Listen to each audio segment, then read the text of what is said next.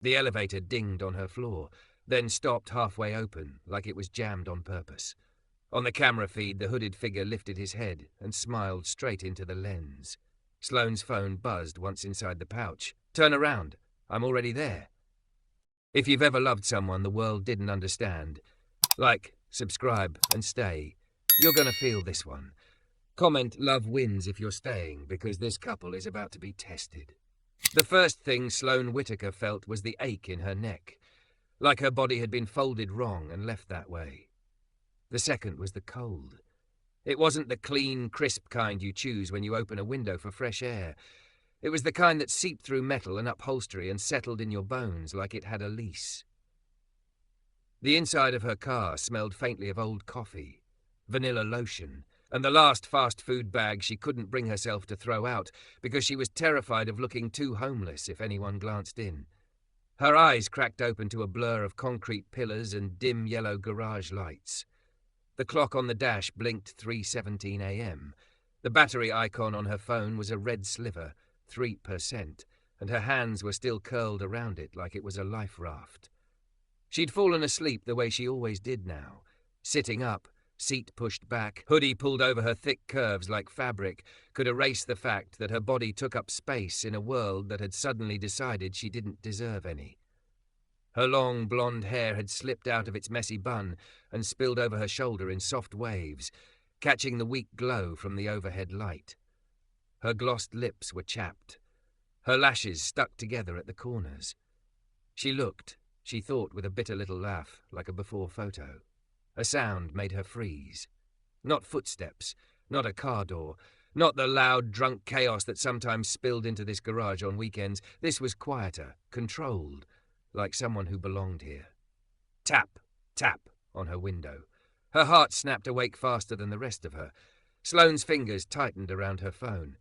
She didn't have pepper spray. She didn't have a weapon. She had a half-empty water bottle in the cup holder and a keychain with a fake diamond that used to make her feel cute. Tap, tap. Her gaze lifted slowly, reluctantly, like her eyes were pulling against a heavy current. A man stood just outside her driver's side window. He wasn't security. Security here wore bright vests and bored faces and moved like they were half asleep too. This man was tall, broad-shouldered in a way that filled the space around him without effort. He wore a dark wool coat over a suit that looked expensive without screaming about it, like money that didn't need to announce itself. His skin was deep brown, smooth in the garage light. His hair was close-cropped. His jawline was sharp enough to cut glass, and his eyes, dark, steady, held no panic, no impatience. Just focus. Sloane's breath caught. Something in her brain tried to categorize him quickly. Threat, stranger, authority, rich. He lifted one hand, palm open, as if to show he wasn't holding anything, and then his knuckles hit the window again. Controlled. Patient. Sloane swallowed hard, then cracked the window an inch. Cold air punched in immediately. "What?" Her voice came out rough from sleep and fear. "I'm leaving in the morning. I'm not bothering anyone." The man leaned slightly, careful not to crowd the glass. Even the way he moved felt deliberate, like he understood what it meant to be cornered. His voice was low and calm when he spoke. "This is your last night here."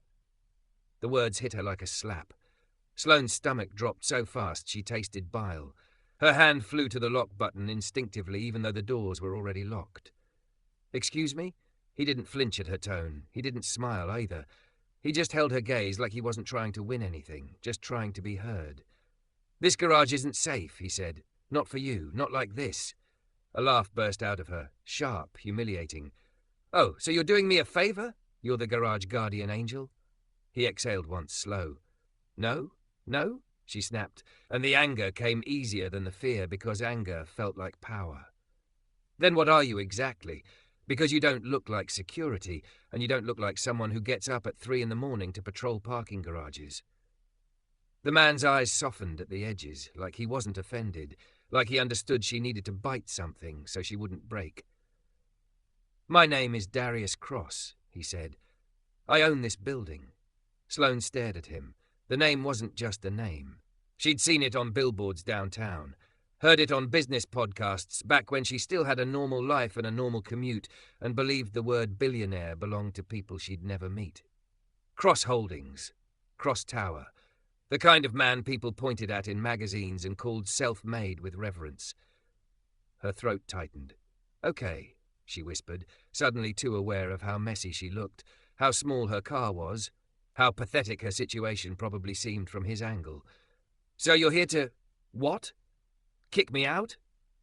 Darius's gaze flicked once, quick, respectful, to the back seat where a wrinkled blazer lay folded over a tote bag, to the passenger floor where a pair of heels sat side by side like they were still trying to pretend this was temporary, to the way Sloane's left hand kept rubbing her thumb into her palm like she was trying to press herself into calm. "No," he said again. "I'm here to stop this from becoming your story." Sloane blinked, thrown off by the softness in his words. "You don't know anything about my story." "I know enough," Darius replied. "I know you've been here 4 nights." Her blood turned to ice. "How would you—" "Cameras," he said simply. "I got an alert. It flagged as a safety issue." A flare of humiliation burned through her chest. Of course. Of course she wasn't invisible. She was a problem in a system, a red flag on a screen. Sloane's eyes stung. She turned her face away so he wouldn't see it, biting the inside of her cheek until she tasted copper. "So, what happens now?" she asked, voice smaller despite her efforts. "You call the cops? You call someone to tow me?" Darius was quiet for a beat, and in that beat Sloane's mind ran ahead, spiraling fast. Handcuffs, questions, a record, her mother finding out, her ex finding out, everyone finding out that Sloane Whitaker, the girl who used to walk into rooms like she belonged, was now sleeping in a car with her shoes off because it made it easier to curl up and pretend she wasn't freezing.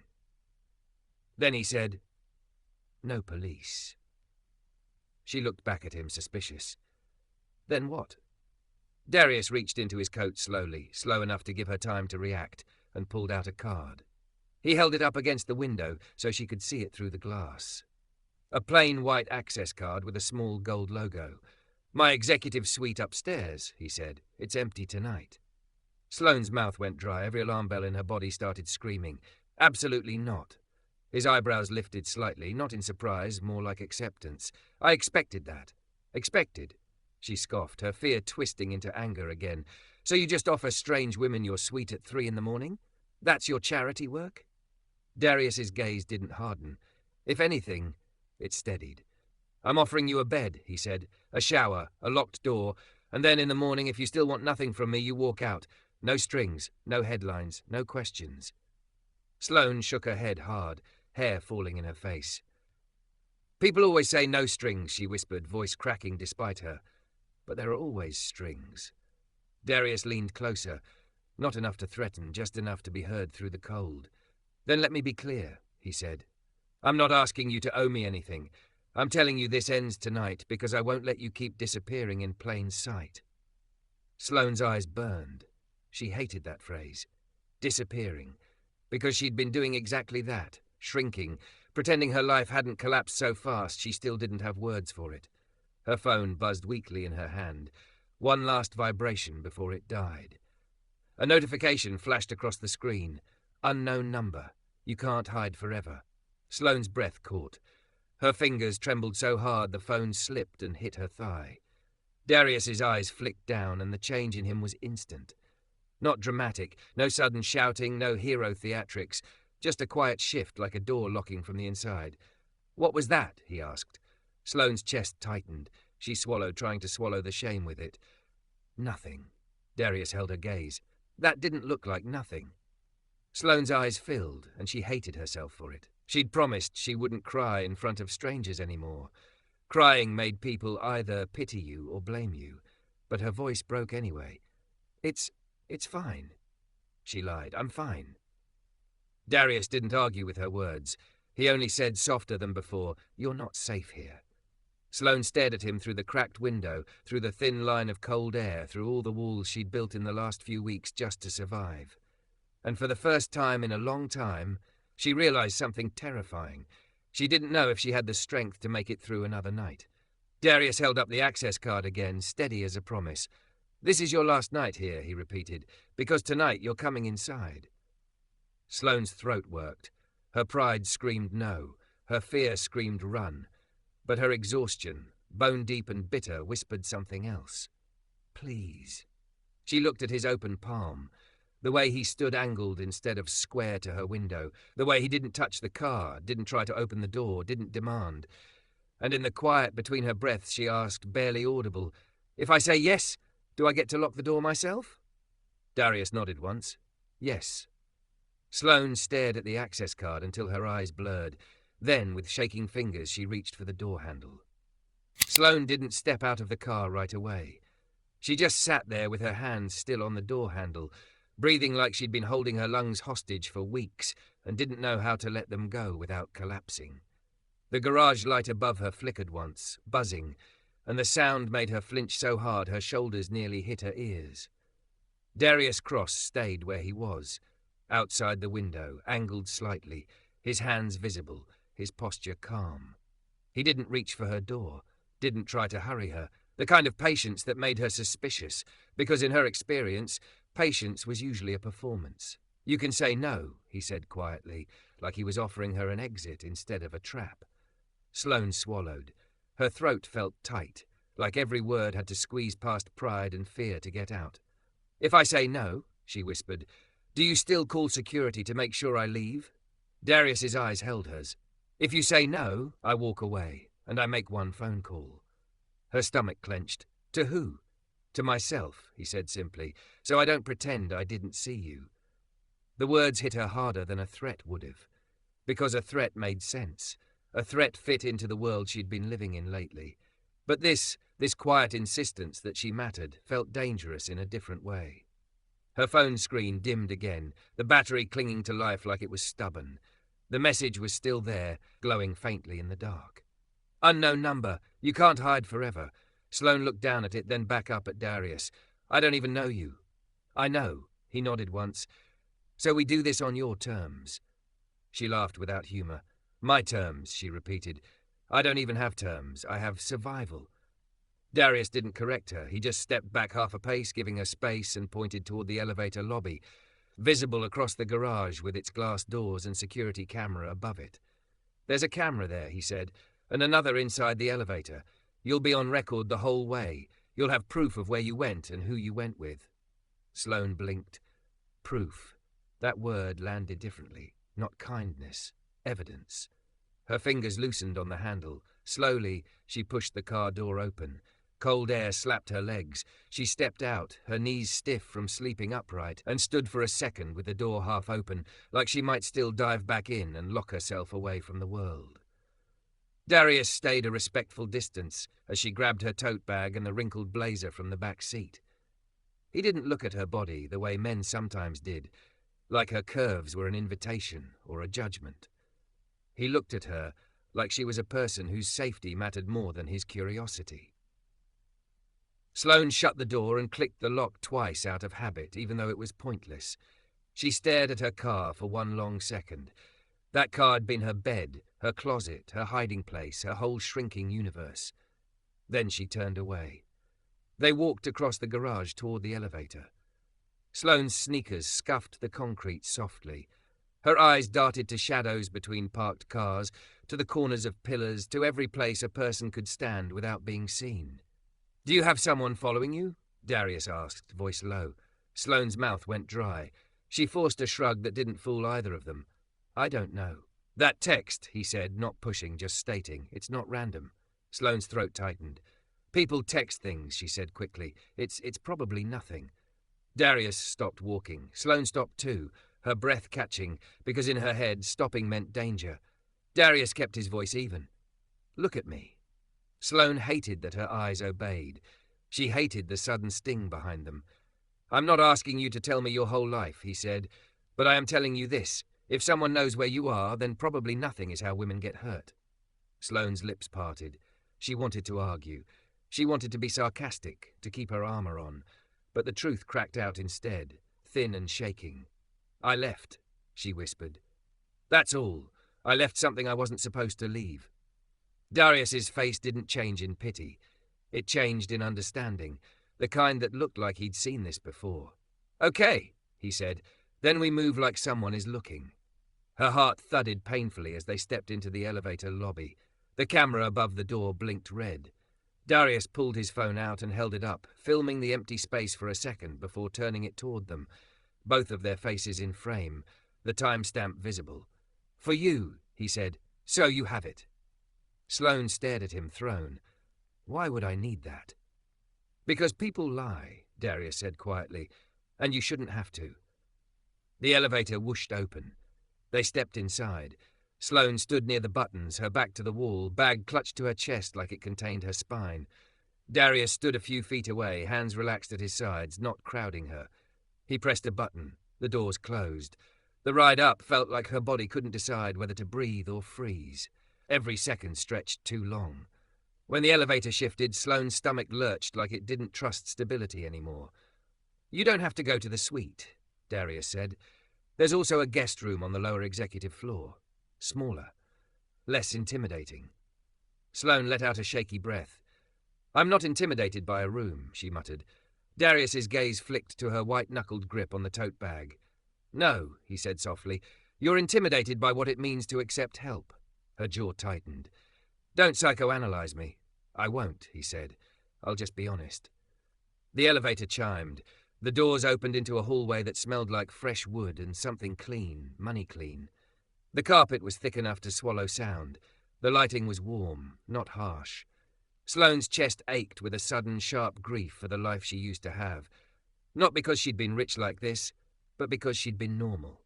Because she'd had keys and a bed and a fridge that wasn't a gas station cooler. Darius led her to a door at the end of the hall. He didn't swipe the card himself. He held the access card out to her. "Your hand," he said. "Your choice." Sloane stared at the card like it might bite her. Then she took it. Her fingers shook as she tapped it to the sensor. A soft beep. A green light. The lock clicked. Darius stepped back and nodded toward the door. "You open it." Sloane's hand hovered on the handle, then turned it. The door swung inward. The suite was quiet and warm, the kind of warm that didn't come from a car heater struggling to survive. Floor-to-ceiling windows looked out over the sleeping city. The furniture was modern, clean lines and soft textures. A kitchen. A living space. A bedroom tucked behind a half wall. Sloane stood in the doorway, frozen, as if crossing the threshold would make this real, and she wasn't sure she could handle real. Darius stayed at the entrance like he wasn't going to enter unless she invited him. "It's yours tonight," he said. "I won't come in." Sloane's laugh was breathy, disbelieving. "And you just leave?" "Yes." She narrowed her eyes. "Why?" Darius's gaze drifted past her shoulder to the city lights beyond the window, then back to her face.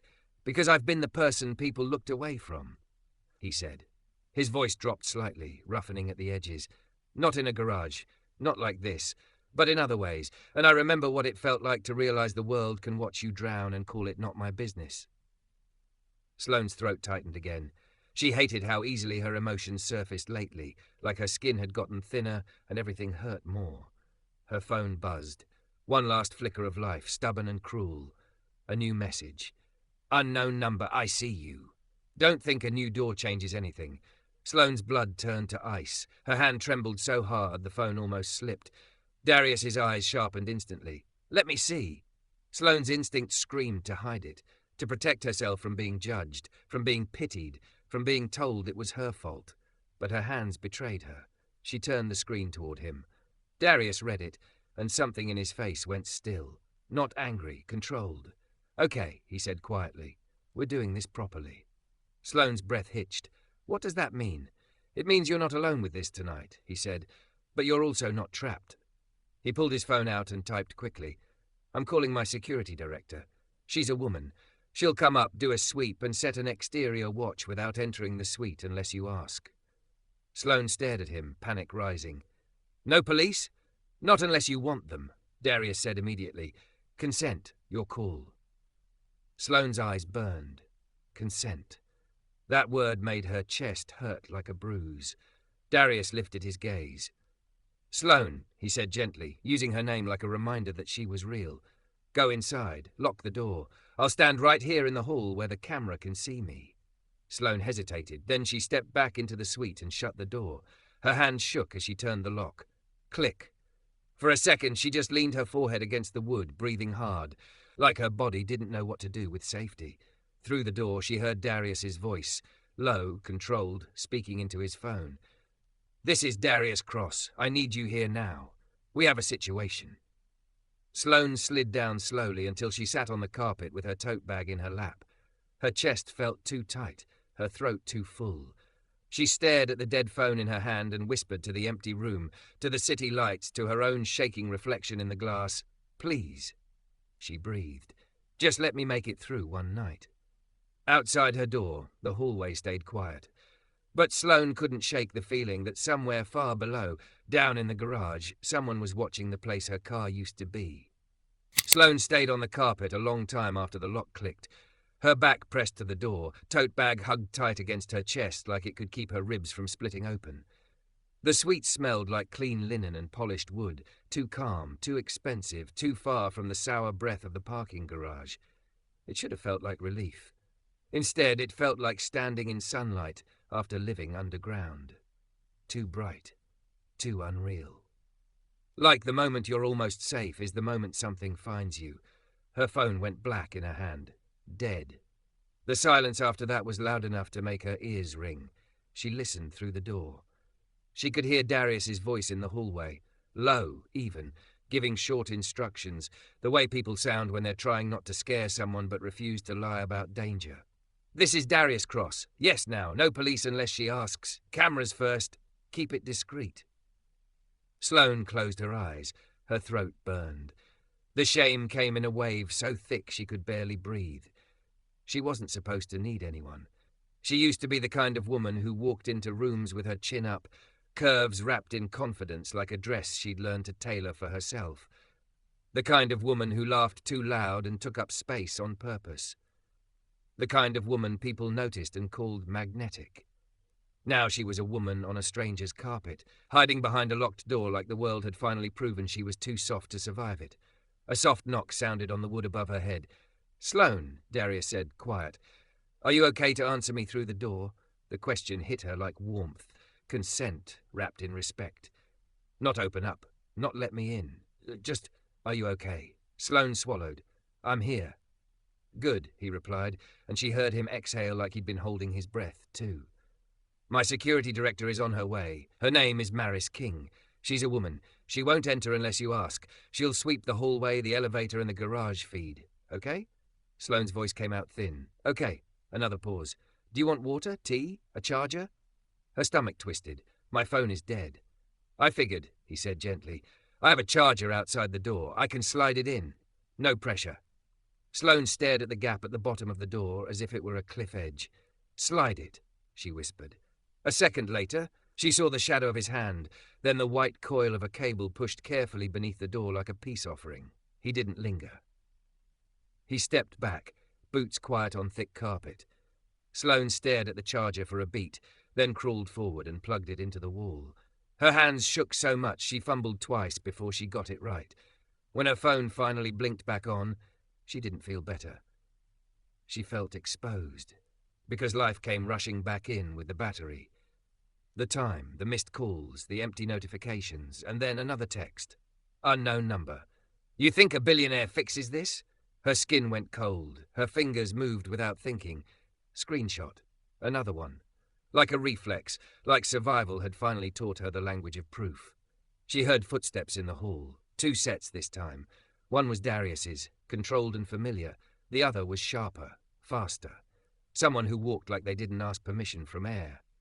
A woman's voice, crisp and professional. "Mr. Cross." "Maris," Darius replied. "She's inside. She's scared. We keep this clean." "Understood," the woman said.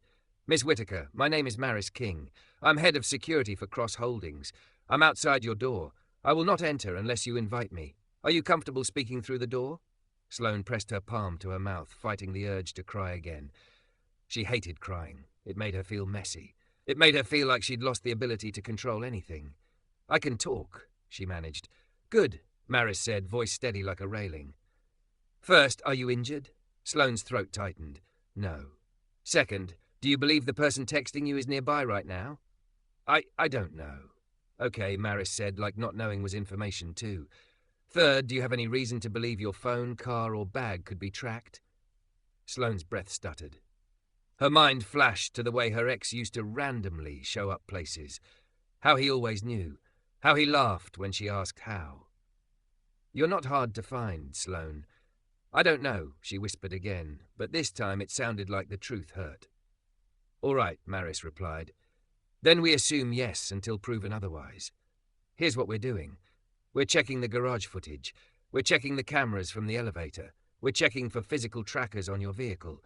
We're also going to document every message you've received. If you decide later that you want police involved, you'll have a file ready. If you decide you don't, you still have evidence in your pocket." Sloane squeezed her eyes shut. Evidence. File. Document. Her life had turned into a case. Darius's voice came softer, closer to the door. "Sloane, none of this is your fault." That was what broke her. A sound escaped her throat, half laugh, half sob, and she pressed her forehead to the door again because she didn't want them to hear her fall apart. She didn't want to be the kind of woman people tiptoed around. I'm not trying to be dramatic," she whispered, voice shaking. I just wanted somewhere to sleep." "No dramatics," Maris said immediately, firm in a way that felt protective. "Just facts. You are allowed to be afraid." Darius added, quieter, "And you're allowed to rest." Sloane dragged in a breath, slow, shaky. "What do I do right now?" "Right now," Maris answered, "you keep the door locked. You charge your phone. You do not respond to the unknown number. You take screenshots. If you have an iPhone, we can turn on a few settings that make tracking harder. If you have Android, same thing. But we do it only if you want." Sloane swallowed. "I want." "Okay," Maris said. "I'm going to ask you one more question. Would you like me to enter and check the suite for safety?" Sloane stared at the living room. Perfect furniture, soft light, city glittering beyond the windows. She didn't see danger, but she didn't trust her eyes anymore. She hesitated, then whispered, "Yes, but please, stay where I can see you." "Absolutely," Maris said. "Mr. Cross, step back from the door and stay in the camera frame." "I'm stepping back," Darius replied. Sloane stood, legs stiff, and moved to the side of the entryway. She unlocked the door only halfway, leaving the chain on. Then she unhooked it, heart racing, and opened it enough to see them. Maris King was in her late 30s, maybe early 40s. Black woman, sleek bun, sharp suit, eyes that missed nothing. She gave Sloane a small nod that said, "I've got you," without touching her. Darius stood behind Maris by several feet, hands open at his sides, face calm but eyes alert. He didn't try to come in. Maris stepped into the suite first, slow and methodical, checking corners, closet doors, under the bed, behind curtains. Sloane watched her like she was watching someone stitch a tear in reality. When Maris finished, she turned back. "Suite is clear." Sloane's knees felt like they wanted to buckle anyway. Maris lowered her voice. "Now I'd like to check your bag for trackers. With your permission." Sloane clutched the tote tighter, her pride flared, stupid and stubborn. "It's my bag. It's my life." Then another message buzzed in, like the person knew she'd opened the door. Unknown number. "I'm closer than you think." Sloane's stomach dropped. She thrust the tote toward Maris with shaking hands. "Check it." Maris took a small device from her pocket, something that looked like a scanner, and moved it along the bag's seams, the pockets, the base. Her face stayed calm the whole time. Then the device chirped. Once, then again, sharper. Maris's eyes narrowed. She set the bag on the table and unzipped a small inner pocket Sloane didn't even remember using. She reached in and pulled out a flat black square, no bigger than a coin pouch, stuck to the lining like it belonged there. Sloane stared at it, her brain refusing to accept what her eyes were seeing. "A tracker," Maris said, voice steady like she was naming a storm. Sloane's breath vanished. I didn't." Darius's voice cut in, low and controlled, but there was something steel under it now. "Sloane, look at me." Her eyes snapped to his like he'd tugged a rope around her ribs. "You didn't put that there," he said. Sloane's mouth opened, but nothing came out. Her hands started shaking harder, her whole body trembling like it finally understood how real this was. Her phone buzzed again. A photo came through, grainy, taken from somewhere above. It was her, in the garage, asleep in the car. Under it, one line, "Unknown number. You can lock a door, you can't lock me out." Sloane's knees gave out. She sank onto the couch, clutching her phone like it was burning her. Maris immediately stepped closer, still not touching, voice firm. "Miss Whitaker, breathe. In through your nose, out slow. Good." Darius didn't move toward her. He stayed in place like he understood she needed distance, not pressure. But his eyes didn't leave her face. "You're not going back to that car tonight," he said quietly. "And you're not handling this alone." Sloane looked at the tracker on the table, then at the photo on her screen, and finally up at Darius with a broken, terrified whisper. "How long have I been watched?" Sloane can't stop staring at the little black square on the table. It looks ordinary, harmless, like a piece of tech you'd lose at the bottom of a drawer. But it's sitting there like a confession, like proof that the fear she's been swallowing for weeks has been real enough to hold in someone's hand. Her skin feels too tight on her bones. "How long have I been watched?" she whispers again, because the first time the words came out, they didn't feel like language. They felt like a crack. Maris doesn't rush to answer. She keeps her voice measured, professional, careful not to pour gasoline on panic.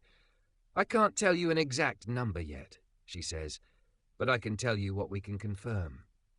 Sloane's fingers clamp around her phone, knuckles white. Her curves sink into the couch cushions like her body is trying to disappear into softness that isn't hers. Darius stands near the entryway, still giving her space. He looks like he's holding himself back on purpose, like his instincts are to move closer, but he refuses to do anything that could feel like pressure. Maris pulls a thin evidence bag from her inner pocket, the kind used for chain of custody, clear, sealable, labelled. She slides the tracker into it without touching the adhesive again, then seals it with a crisp strip. "We keep it clean," she says. "If you decide to involve law enforcement tonight, tomorrow, next week, this matters." Sloane's throat bobs. "If I decide," she repeats, like she needs to remind herself that she still gets to decide anything. "Yes," Maris says immediately. "You decide." The words should soothe her. They do a little. But then her phone buzzes again and the comfort snaps like a thread. "Unknown number. You're shaking. I can tell." Sloane makes a sound that isn't quite a scream, isn't quite a sob. Her whole body jolts, and she throws the phone onto the cushion like it's alive. Maris's posture sharpens. Darius's jaw tightens, but he doesn't step in. He just opens his hands slightly at his sides, palms visible like he's offering steadiness without touching her. "Okay," Maris says, firm. "We are not playing his game." Sloane's breathing turns shallow too fast. He's here," she manages. "He has to be here." "He wants you to believe that," Maris corrects. "And he might be, but we don't guess. We verify." She nods once toward the windows.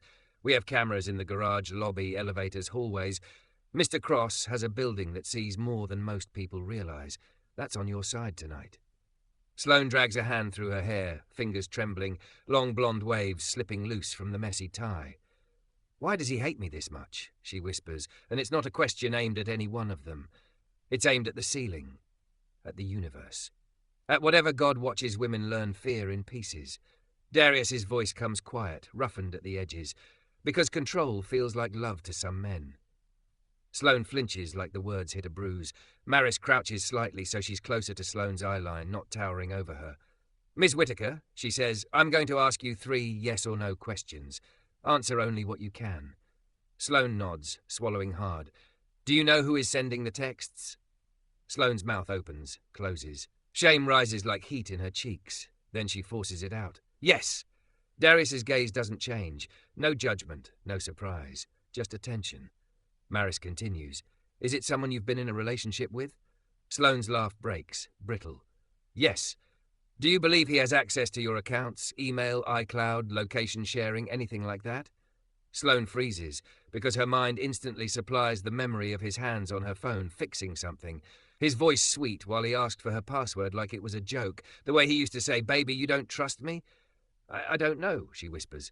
Then, quieter, "Maybe." Maris's nod is decisive. "That's enough." She stands and turns to Darius. "We need 2 things immediately, a secure comms plan and a physical sweep of her vehicle." Darius answers without hesitation. "Do it." Sloane's head snaps up. "My car." Maris looks back at her. "With your permission, and you can choose whether you come with us or stay here." Sloane's stomach turns. The car is the one thing that's been hers in all of this, even if it's been a painful kind of hers. The idea of someone touching it, searching it, feels like another invasion. But then she sees that photo again in her mind, her asleep, vulnerable, captured. "Check it," she says hoarsely. "Please." Maris nods once like she's accepting an assignment. "Okay, here's what happens first." She reaches into her bag and pulls out a small pouch, dark, lined, thick. This is a signal-blocking pouch. You put your phone inside it after we screenshot everything. No more live location pings. No more data leaking while we're making changes. Sloane stares. Is that real? Maris's expression stays flat. It's real enough to help, and it's better than guessing. Darius adds quietly, and if you want a brand new phone tonight, I can have one brought up. Factory reset. New number. No links. Sloane's eyes sting again, because the offer is so simple and so enormous at the same time. I don't want you buying me things, she whispers, instinctively bracing for the cost that always follows. Darius nods, like he expected that. Then don't accept it as a gift, he says. Accept it as a tool, a lock for a door you didn't know was open. Maris looks at Sloane. We can also call a DV advocate off record, who can walk you through options without forcing police involvement. But again, only if you want. Sloane's breath catches on the letters. DV. A label she's avoided like it's a stain. It wasn't. He didn't. Her voice collapses. Darius doesn't push. He doesn't name it for her. He just says, you don't have to defend him. The quiet after that feels like someone finally turning down the noise in her head. Maris moves to the coffee table and opens a notes app on her own phone. Now, she says, screenshots. We document every message. Then we put your phone in the pouch. Sloane's fingers shake as she picks her phone back up. She scrolls through the thread. There are more messages than she remembers. Little cuts over days. I miss you. Stop being dramatic. You'll come back. Then the switch. You'll regret this. You can't hide. I see you. Her vision blurs, but she screenshots them anyway, one after another, the sound of the shutter like tiny doors slamming. When she's done, Maris holds out the pouch. Sloane drops the phone inside like she's dropping a live wire. Maris nods. Good. Now you breathe. Sloane tries, in, out. Her lungs stutter, then catch. Darius's phone buzzes. He glances at it, and something in his face tightens. Maris's earpiece crackles faintly. A voice, male clipped, filters through. Maris, we've got movement in the garage. Hoodie, cap. He's near level B3, row 14. He's circling the sedan. Sloane's blood goes cold so fast she almost doesn't feel it. He's there, she whispers, barely audible. He's actually there. Darius's eyes harden, not with rage, but with focus. He looks at Maris. Do we have him on camera? Working on it, Maris replies. Then she looks at Sloane. Do you want to see the feed? Sloane's stomach flips. Part of her wants to curl up and never look again. Part of her needs to know what her fear has looked like from the outside. She nods once. Yes. Maris gestures for Sloane to come closer to the large TV mounted in the living area. She connects her device quickly. A grid of camera angles pops up, garage lanes, elevator banks, lobby doors. Sloane's breath catches. There, grainy but clear enough, a hooded figure stands near her car. He pauses like he's listening, like he's savouring. Then he lifts his head toward the ceiling, toward the camera, as if he knows it's there and doesn't care. And then, slowly, he raises a hand and taps the roof of Sloane's sedan. Once, twice, a mockery of Darius's knock. Sloane's knees threaten to give out. Maris's voice stays steady, but her eyes sharpen. Zoom in. The image tightens. The figure's face stays hidden, but as he shifts, a detail flashes in the light. A ring on his hand. Thick, silver, with a dark stone. Sloane's mouth goes dry. She knows that ring. She's seen it on a hand resting possessively at the small of her back, smiling in public like ownership was romance. Her voice comes out broken. That's him, she whispers. That's Ethan. Darius's gaze flicks to her, and the gentleness in it doesn't disappear, but something else joins it now. Protective, controlled, dangerous in the right direction. Maris's earpiece crackles again. Maris, he's moving toward the elevator. Sloane's heart slams against her ribs. He's coming up. Maris turns to Darius. We lock down the elevator bank. Now. Darius nods once. Do it. Sloane backs away from the screen, panic flooding her limbs. I can't see him. I can't. Darius lifts both hands, palms open, voice low. Sloane, look at me. Her eyes snap to his. You are not in that garage, he says. You are behind a locked door with cameras, security, and two people who are not leaving you alone in this. Sloane's lips tremble. He always finds a way. Darius's voice drops, iron-wrapped in calm. Then tonight, he learns a new way doesn't open. Maris steps closer, still not touching, her tone clear. Miss Whitaker, I need one decision from you. If he breaches the executive floor, do you want police called immediately? Sloane's chest rises and falls like she's running without moving. The old her, the woman who kept smiling, kept smoothing things over, kept saying it's fine, wants to say no, wants to keep this quiet, wants to avoid becoming a headline in her own life. But the shaking won't stop. The ring on the screen won't unexist. The mock tap on her car won't unhear itself. Sloane swallows, tears burning hot now, not soft.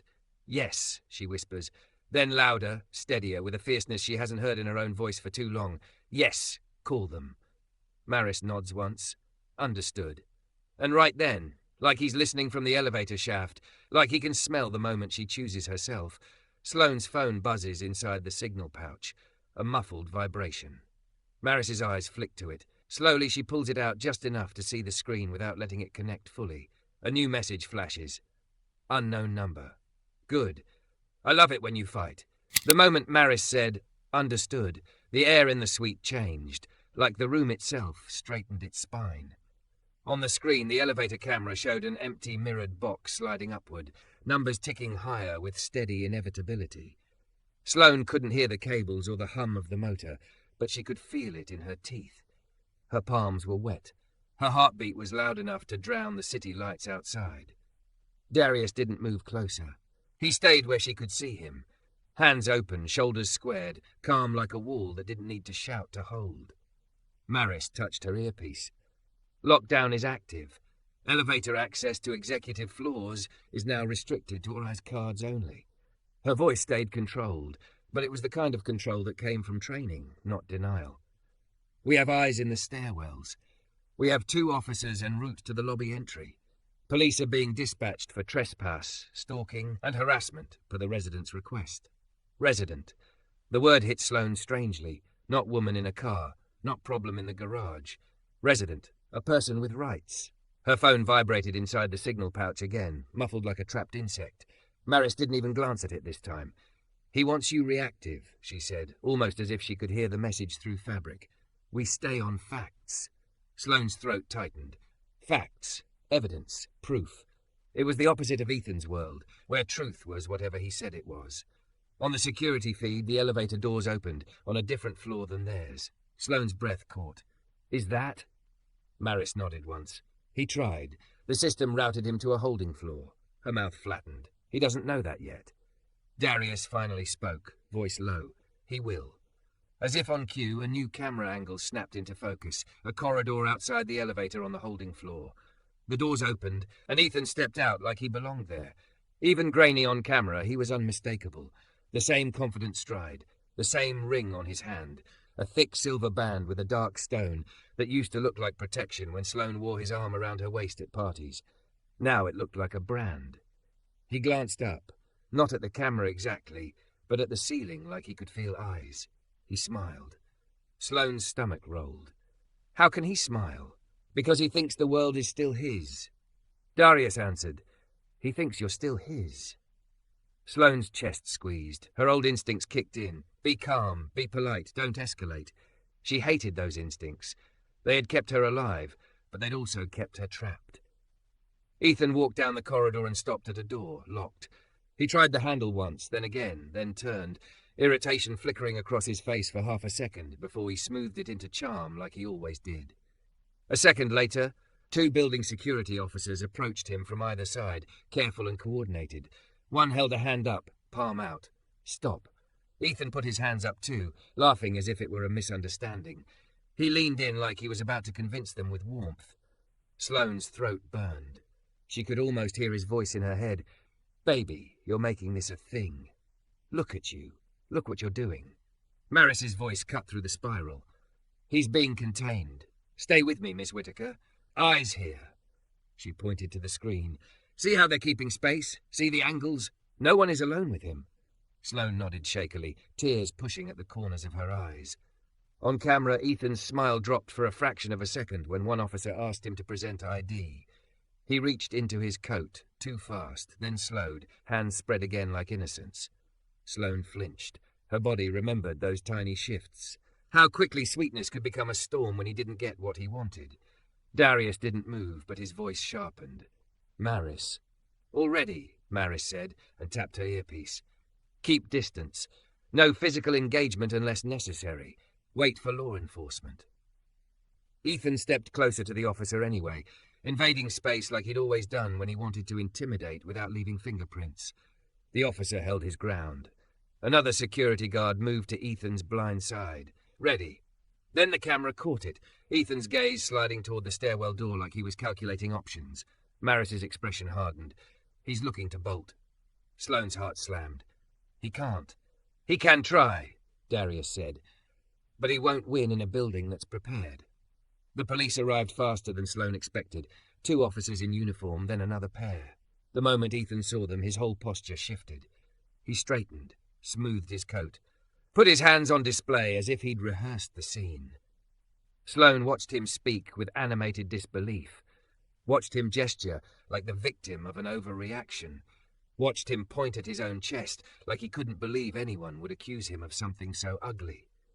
It made Sloane's stomach twist because she remembered believing him, remembered how he could turn a bruise into an accident, a threat into a joke, a boundary into an insult. One officer asked a question. Ethan shrugged, smiling wider. Then another officer took out a phone and showed Ethan something on screen. Sloane's breath hitched. The officer's mouth moved. Ethan's face changed. Just a flicker, so quick you'd miss it if you hadn't lived with it. The moment his mask slipped. Maris zoomed the camera slightly. They're showing him the garage photo and the tracker find. Good. Sloane's hands started shaking again, but this time it wasn't only fear, it was rage. Not the explosive kind Ethan used, the quiet, burning kind that came from realizing she had been reduced to prey, and she was done letting that be the end of the sentence. On the screen, one officer held out a small clear bag, another device, another tracker, then another. Sloane's mouth opened in disbelief. How many? Maris's voice was flat. More than one is enough. The officers turned Ethan around. Handcuffs clicked. The sound hit Sloane like a bell. Not because she wanted him humiliated, because the reality finally matched what she'd been carrying alone. Her knees wobbled and she sat hard on the edge of the couch, pressing her thumb into her palm, then catching herself and forcing her hand open. Darius noticed but didn't comment. He just asked softly, "Do you want to sit farther from the screen?" Sloane swallowed. "No," she said, voice shaking but firm. "I want to see." She watched as Ethan tried to talk his way out, watched the officers remain unmoved, watched them escort him toward a service elevator. Then Ethan turned his head, almost like he could see through the floors, through the cameras, through the walls, and he smiled again. A cold, private smile. Sloane's breath caught. Her whole body tensed. Maris spoke immediately, like she'd expected it. "That's intimidation, even now." Sloane's eyes stung. "He still thinks he has me." Darius's voice came quiet and steady. "He doesn't." Maris's phone buzzed. She glanced once. "Officers have him. They're taking statements." She looked at Sloane.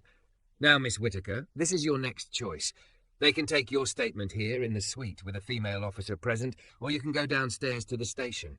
You control how this happens." Sloane stared at her. Control. The word felt unfamiliar, like trying on shoes that belonged to someone else. Her gaze drifted to Darius. He didn't rush her, didn't lean in, didn't try to decide for her. He just waited, a quiet witness to her choosing herself.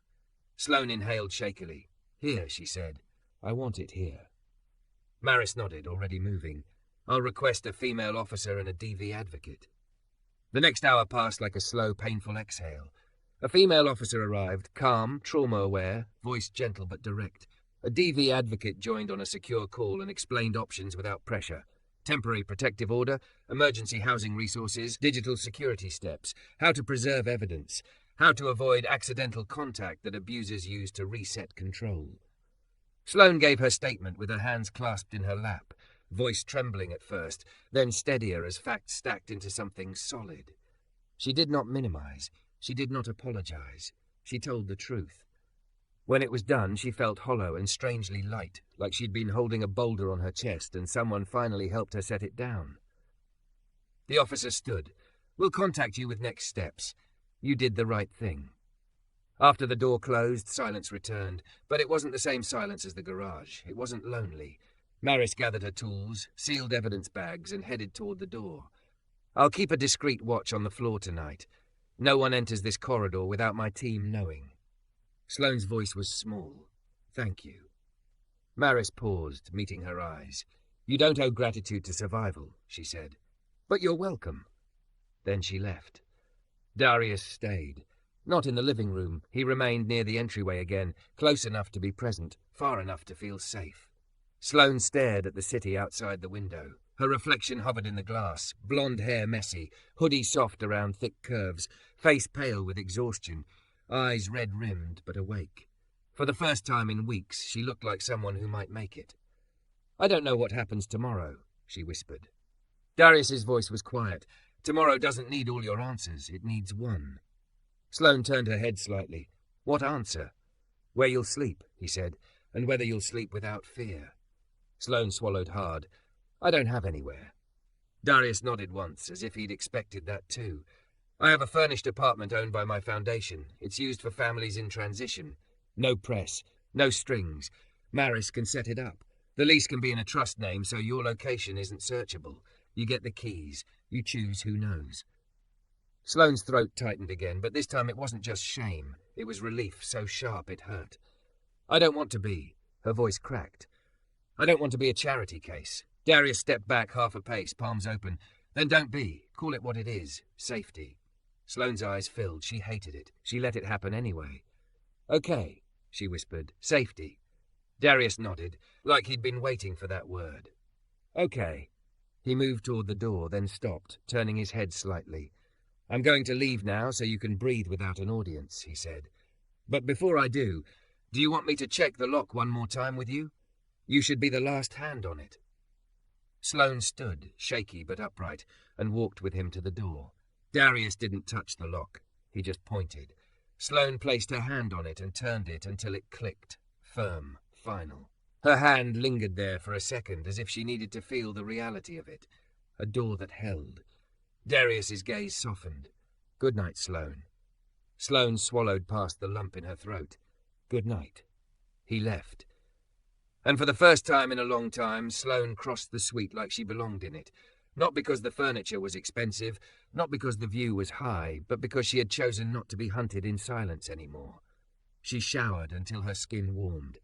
She put on the clean robe folded on the bed. She sat on the edge of the mattress, staring at the sheets like they might vanish if she blinked. Then she slid under the blanket.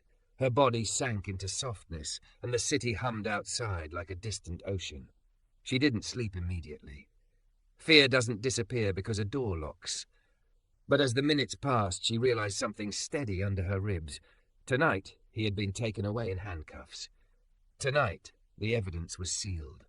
Tonight, she had said yes to safety. And somewhere deep inside, beneath the exhaustion and the bruised pride, a new thought formed, small, stubborn, alive. This was her last night in that car. Not because a billionaire said so, because she finally did.